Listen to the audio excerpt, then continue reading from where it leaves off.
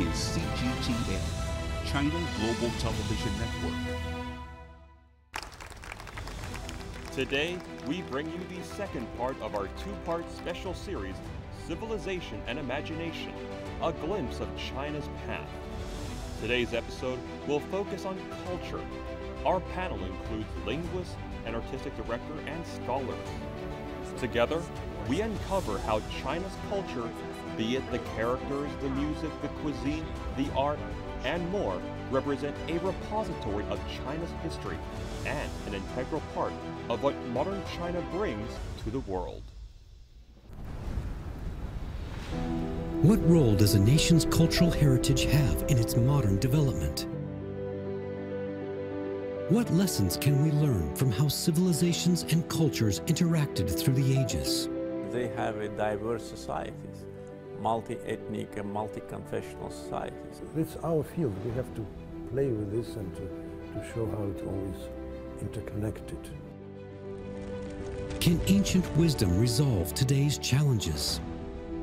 China has shown over centuries its ability to adapt, but continuity requires a very wide variety of various adaptations. What are the characteristics of Chinese culture? But amazingly is that I feel I belong to China and there's no distance. Because I was curious about China's culture and I was curious about China's perspective on the world. And welcome to CGTN's special program. Tune in to our special program, Civilization and Imagination, a glimpse of China's path. You're watching CGTN's special program, Civilization and Imagination, a glimpse of China's path.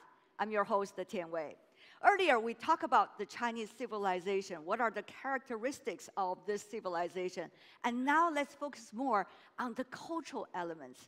Once again, we have panelists from all over the world joining us, both online and in person in our studio. I would love to go to Mr. Moser. Professor Moser, you've been teaching in China for decades, but many of your friends do not even know that you are a linguist. And actually, your sole research has been about Chinese characters. Why is it so important for you, even research about that decades ago? Well, I think the first attraction I had for Chinese culture was the characters, before I even knew anything about the language. I was fascinated by them. I wondered how these characters had meaning. And I would go into Chinese restaurants and ask the waiter, you know, how do you say this character? What do you? And usually they couldn't believe I was studying it. They would say, oh, that's a Chinese word. I said, I know it's a Chinese word. Why don't you tell me what it says, right? From there, I started, getting interested in the characters. I bought some books on how to write them. And then I began to say, maybe I should learn to speak these characters and understand a little bit more about them. And when I did, I found out that basically the Chinese characters are an amazing repository of semiotic information about the Chinese culture.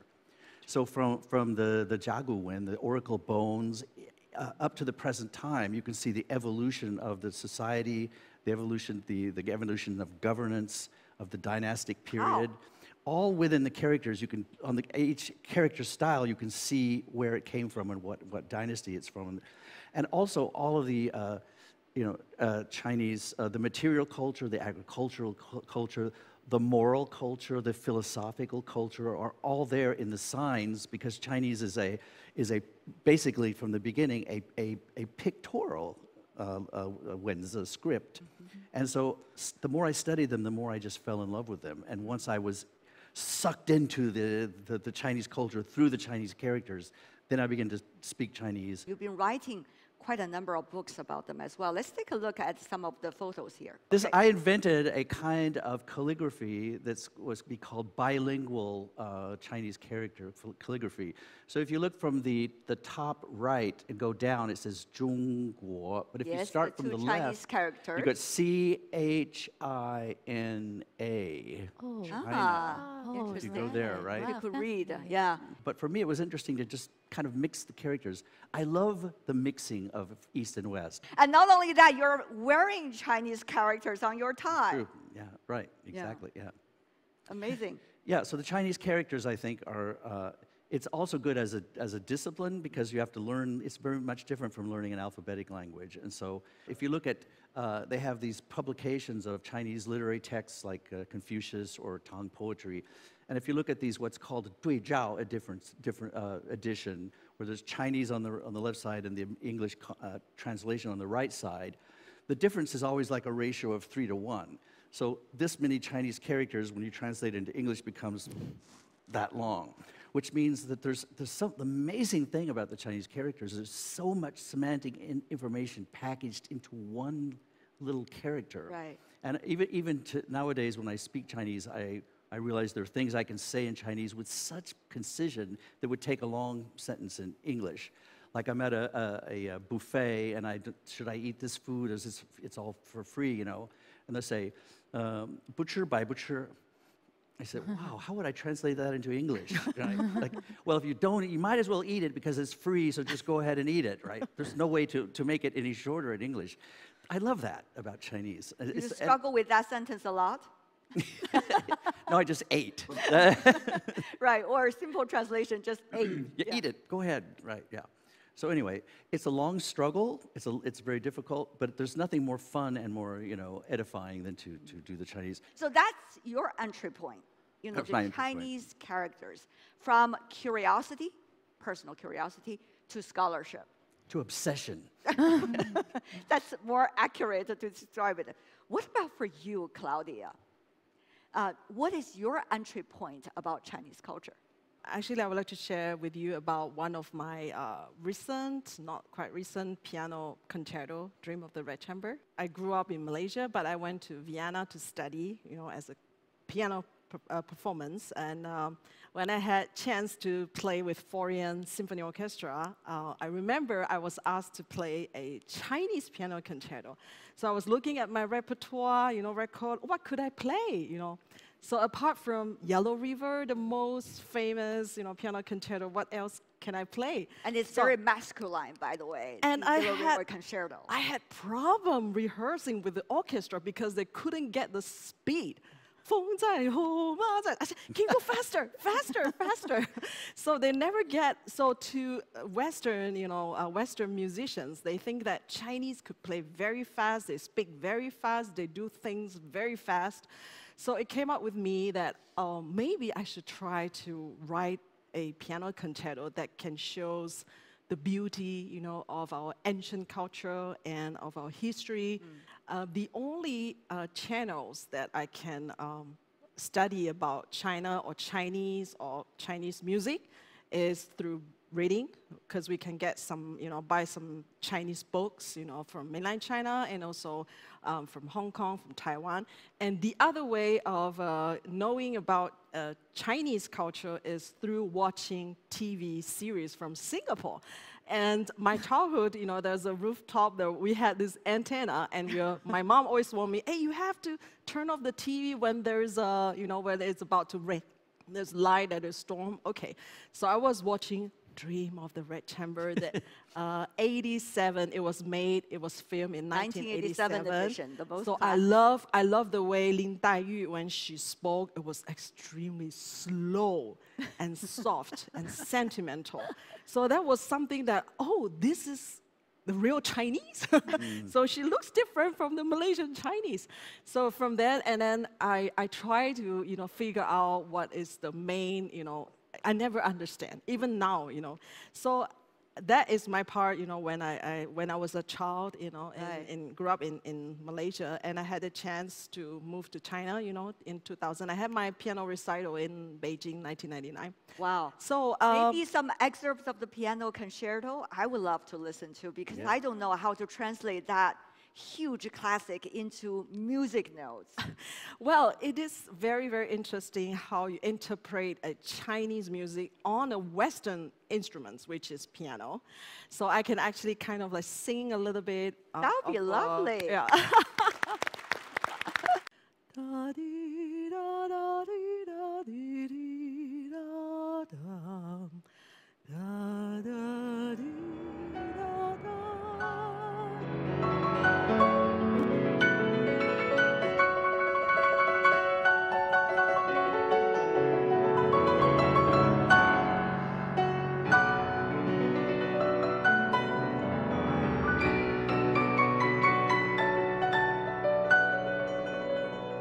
This is from the third movement. Oh, nice. Very beautiful. Even just the one aria, I'm already feeling I know. it. I'm already feeling it. Yes, yes. And this movement, the title of this movement is called Dream in Vanity. I had it play first time in Malaysia, in my hometown. So there is one critics came up to me and, you know, she was asking me, I really don't know much about Dream of the Red Chamber, but through your music, I could sense something, and there's a love story. There are love stories happening within this building, Dream of the Red Chamber. So, and also they could see the different characters. So it is very difficult to squeeze, you know, like such a reach. We have over 40 major characters, and how can you interpret within, you know, such a short, I would say, 30 minutes of, you know, music composition? It is almost impossible. So I try to highlight, you know, to concentrate and to really express in different tempo and also emotion. Right. So I have different 4, you know, movements. The first one is called Fairy in Sorrow, that represents Ling Dai Yu. And second, Love Ode, because Dream of the Red Chamber is all about love.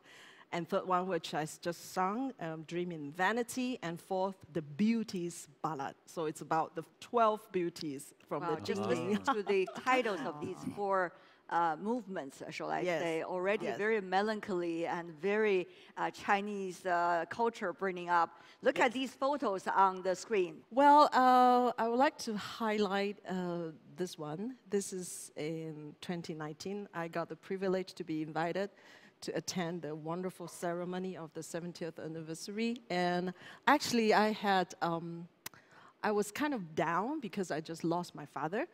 But, you know, when I saw this and I heard the biggest choir of the world, you know, everybody is singing in unity. 没有共产党就没有新中国. That really encouraged me. So it was such a success. Your entry point is the music. It is. Not only definitely the music, listening to it, but also creating it. Yes. And combining what you learned together as a child.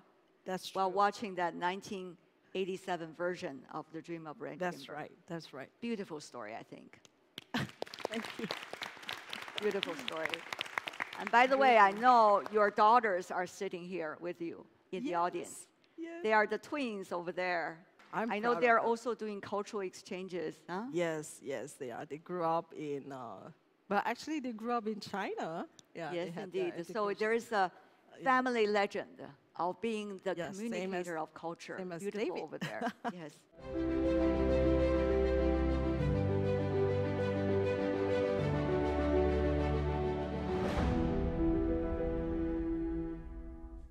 Let me go to you, Zoon. Yes. From Pakistan.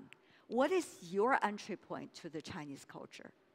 You know, I think, first of all, as I mentioned earlier, I was in 2014 deeply interested in Chinese foreign policy. And my idea was all Guoji Guanxi, international relations, multilateralism, South-South. I mean, it will sound so boring in front of a pianist and also a linguist. But gradually, and not even that gradually, in the first 2 years, 3 years, I started realizing so much of China's development, so much of what China perceives of the world, so much of the Ida Ilu, I mean, all of those things that I was trying to make sense of, those are embedded in Chinese culture. So my entry point was really social sciences, international relations. But increasingly, I mean, I find myself in situations, for example, this is from Lhasa, by the way, Tibet, or in parts of Yunnan or Sichuan. I mean, I've traveled so many provinces in China from the perspective of understanding China's domestic development, how multifaceted it is, poverty alleviation, all of that, you know, all of these ideas in practice. But I realized that the Chinese culture, its diversity, the ability of people to be able to understand their history, it gives ordinary people also so much perspective, is deeply interlinked with Chinese Guoji Guanxi. And I was part of this delegation called the Global Young Leaders Dialogue. We were trying to, I mean, we were here to understand China's development, and we were a very diverse group. one of the things that blew me away was that the map, I mean, in that entire museum, our guide constantly kept referring to how diverse China was, how diverse population-wise, culturally, those capitals, Chinese capitals, were in history where China saw, the civilization saw their peak. So for example, they were quoting like 2,000 years ago, the capital of that dynasty, I mean, 10% of their population was from overseas. And there was an entire map of the interaction with, you know, from China to East Asia, South Asia, all the way to the African continent and beyond in Europe. And these artifacts from that period with Arabic, with other languages, I mean, ancient languages were part of the history of China. And they were right there. And what the guide was telling us and all the others visiting that museum was how important diversity, inclusivity was for that experience. And I think, I mean, I will add that I feel history, you know, it empowers us, it inspires us, but it also, you know, makes us humble. It has a way They were there. They were there. Yes. I mean, look at Sanxingdui Museum. What was that? Sichuan province. Right, in Sichuan province as well. There's so many examples. So history is humbling and it is inspiring. Right. And I think when we think of extraordinary developments coming from China and also, you know, its impact, I feel like it's important to realize that diversity is a historic concept and it is possible today. It's being aspired towards. Beautiful story out there. Thank you. Thank you so much. Wow, I want to know your entry point to our own culture by looking at other cultures around. My personal opinion and my perspective is from, I would like to share with you, is from my most recent trip to Uzbekistan, where I had the opportunity to visit the very ancient Silk Road city, Samarkand. And there was this National History Museum, and one of the most treasures is the painting, the war painting relics depicting the Tang Dynasty, especially the women Emperor Wu Zetian and his husband, the Emperor Tang Gaozong. And it was depicting the theme of the relic painting is about how Wu Zetian and his husband Tang Gaozong celebrating the Dragon Boat Festival, but in the inhabitants in the Suteren at that time in their imagination. So unlike in our history, Wu Zetian is wearing a very unique costume, maybe probably the costume from, at that time, from Central Asian countries or regions. So this is a very vivid example of how people at that time appreciate Chinese culture, but use their own imagination to depict their imagination of our culture and vice versa. That's also a very interesting point you brought over there. I also wonder about President Turk, your entry point to the Chinese culture. Well, you know, there are simple things and complicated things. Simple things from European perspective are Chinese cuisine. I mean, you know, Chinese cuisine is a global cuisine nowadays, and I think we all agree with that, President Turk. If every one of you agree, then we give him a warm round of applause. But then again, you know, as one learns fragments, pieces of an extremely large puzzle. So, for example, when I was 7, 8 years old, my mother bought me a book of Chinese fairy tales, translated into Slovenian language. So I was reading those fairy tales, and my mother was discussing this with me, and I learned a great deal about floods in China. I mean, and what kind of situations happened as a result of floods. You know, that's part of the Chinese literary tradition, which really pays attention to things which we outside China don't really know much about. And then I was reading a book by Lu Xun, the famous writer of early 20th century, with his critique of social situation in China just towards the ending of the empire, and you know, this whole transition and so forth, which is not very political really, but talks about ordinary people. He talks, for example, about, I think his brother or his cousin who was a fisherman, and the strain that fishing brought to his physical well-being and all that. So one learns another fragment, a small piece of Chinese culture. Of course, I know that Lu Xun is a very important figure, but I didn't read it as a representative of Chinese culture. What I did read was a story. Yeah.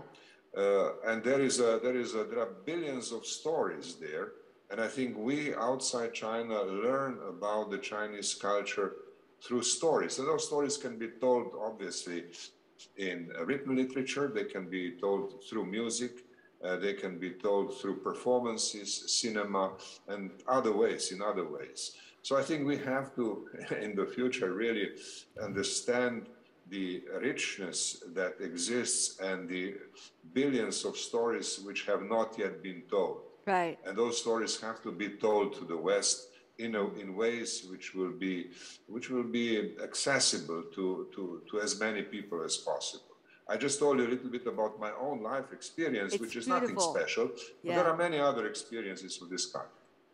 It's beautiful sharing of experience you just did, sir. I think it's going to be very inspiring as we are trying to make sure that more people will understand China's stories and the real, authentic Chinese stories. Professor Dittmanson, what about your entry point to Chinese culture? Well, my entry point to Chinese culture is a little bit complicated. I was born in Taipei, Taiwan, and grew up in Taiwan speaking a mixture of Mandarin and English and Minanyu, the Fujian dialect.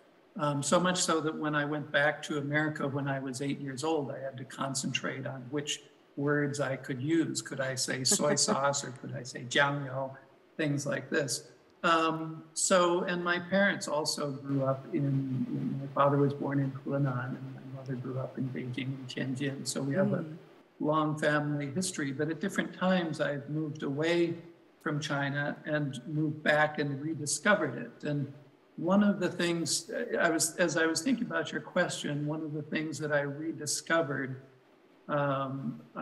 President Turk referred to China's famous cuisine, which I, of course, love. I'm not an expert on Chinese cuisine, but I love it.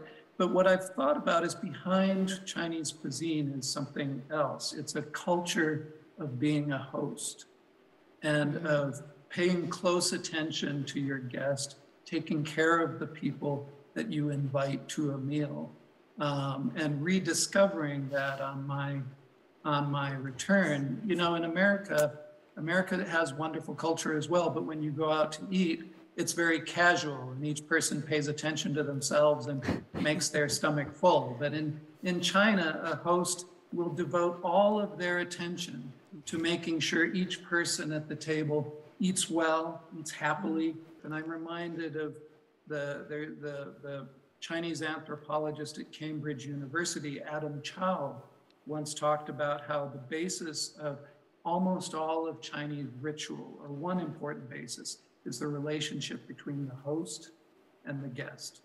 And that interplay, a sort of a ritual between the two.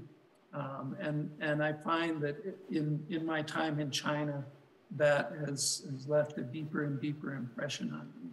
I think I've been finding tremendous amount of wonderful topics of Chinese culture that we all need to dig into for the future from what you said. But I'm sure our audience also have their questions and their curiosities about what's being discussed and more. If you have any questions for our panelists, feel free to raise your hand. Okay, we have this lady, please. I'm from Kurdistan region in Iraq and currently studying in Tsinghua in School of Public Policy and Management. As we know, the civilization of Chinese gave birth to several philosophy, which is Confucianism, Taoism, and legalism. And it has a real impact on the government and ethics, like in general in China. But what I'm more curious or wondering, what's the impact or the influence on the neighboring countries and beyond? Thank you. Maybe Professor Dittmanson, he's a history professor, could also touch upon that question very briefly, sir. In China, they developed a civil service examination system. It's many centuries ago, and that system had an impact on the neighboring countries of Korea and Vietnam. We have been discussing so many elements in the Chinese culture and civilization that fascinate our audience and our panelists from different parts of the world. Music, movies, literature, characters, linguisticism, China's development, and the list goes on. I guess every one of those areas can be one entry point for you and for all of us to take a deeper look at Chinese culture and Chinese civilization. But that is only the beginning. I know there's a long journey ahead, but I know I have the company of you. So before we go, let's go to the last and very brief round to all our panelists today. I want to know, in one sentence, what is your biggest takeaway from today's conversation? It's about knowledge, about the shared values, and about experiences we share together, so which lead to a great imagination down the road. We need to get everyone at the same place, in the same room, talking, living together, and all the problems will fall into place. And today is a good example of that. Claudia. We need to meet again. That is my sentence. We can achieve anything, and our diversity becomes our strength. The power of music that Claudia was talking about, that was really fascinating, and I would like to learn more about the musical aspect of inter-civilizational dialogue for the future. Thank you. The preservation of Chinese culture and the internationalization and globalization of Chinese culture are two sides of the same coin and go together. Thank you. When I talk to all of you and hear your versions of Chinese culture and civilization, I have goosebumps, because I think every story you tell is absolutely beautiful, and it's from the bottom of your heart. And I appreciate that from the bottom of my heart. Thank you. And with that, we're coming to the end of our special program on CGTN, Civilization and Imagination, a glimpse of China's path. I'm your host, Tian Wei. On behalf of my team, thanks for watching, and I'll see you next time. Bye. Thank you so much. Appreciate it. Thank you so much. Great. 谢谢，谢谢，谢谢，谢谢。